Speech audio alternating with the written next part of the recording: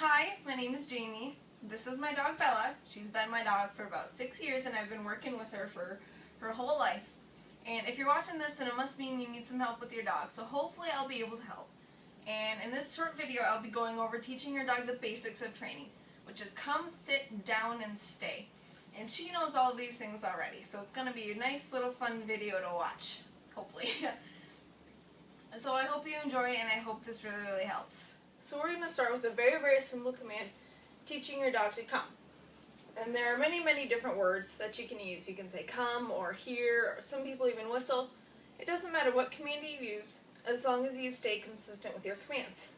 Now this is my assistant Bella, and she's been my dog for about 6 years. And she already knows many of the tricks I'm about to teach you, so some of it may seem pretty easy because she already knows what she's doing, but I'll still go through everything as if she was just new. So first we're going to teach her to come. What we're going to do is place her in one spot. Stay. Hopefully your pet will stay where they're supposed to be, or maybe they won't have an idea of what's going to happen.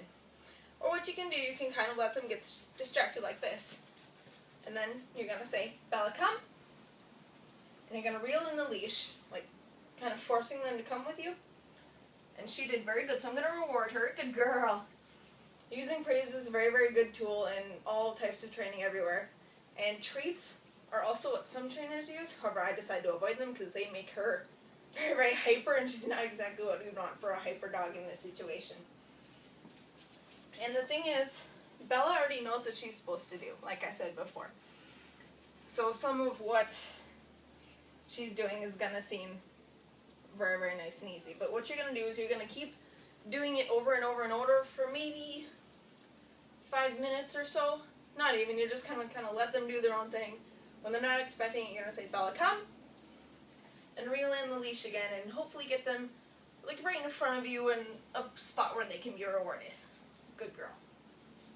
And after they know their name and come, which is pretty important in safety fundamentals of dog owning, we're going to go to sit. Sit is another way to control your dog and like help get them under control, especially in emergency situations.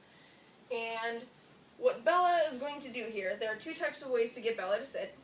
She might not like it because it's a cold concrete floor, but we can either push down on her rump and up on her collar and tell her sit. Good girl. Or if you're just watching a dog around the house and you see them about to sit down, tell them sit while they're in the process, so they'll associate that action with sitting down. The next thing we're going to do is down. Again, Bella might not like this because it's a cold concrete floor, but there are many different ways to teach this one as well. Another one is actually pulling the paws out into a down. Sit. Sit. Down. See, she already knows this, so she can do it automatically, but you'd pull the paws out from underneath. Sit. I'm going to let her sit now because the floor's cold. And pushing down on the shoulders. However, this isn't a very preferred method because pushing down on the shoulders can actually cause harm if they're resisting too hard. And then if you have a treat, it'll help get their attention and get them focused on the ground and get them into a down. And the last thing we're going to work on is stay. Stay is very important, also in the basics of dog training and in security. I'm going to get Bella over here, and I'm going to tell her to sit. I'm going to tell her to stay. I'm using this hand signal, so she'll associate the word with the signal. And if you're first starting out with this, you're probably only going to want to leave them alone for maybe 10 or 15 seconds. They have no idea what this word means. They have no idea what's supposed to be going on here. It's like, see? Stay. Stay.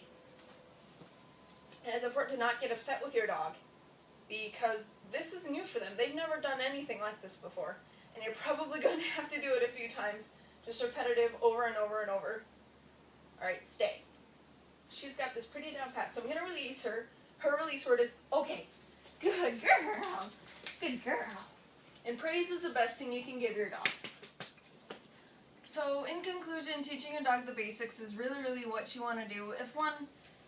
If it's just for security reasons, having control of your dog is great in any situation, and if something does unfortunately go wrong, having these basics to come back to is a very good thing. And secondly, you need to learn the basics before you can move on to the more advanced stuff, right, Bella? Sit. Would help if you were sit facing me, but here, come here. Sit. Good girl. High five. Good girl. Other one. Sit. Other one. You can see it's kind of been a while since she's done this, so she's a bit rusty. But it's really fun to teach your dog new tricks and fun tricks, but you gotta have the basics down. She wouldn't have been able to do a high five had she not learned how to sit first. So letting your dog know how much you love them is also really, really key in training. Make sure that no matter what you do that day, maybe you're working on stay one day, maybe you're working on sit another day, always make sure you end on a positive note and with love. You always want to love your dog more than anything else in the world. Right, Bella? Yeah. She knows what I'm talking about. So thank you for watching, and everyone, I hope this helps, and have a good night.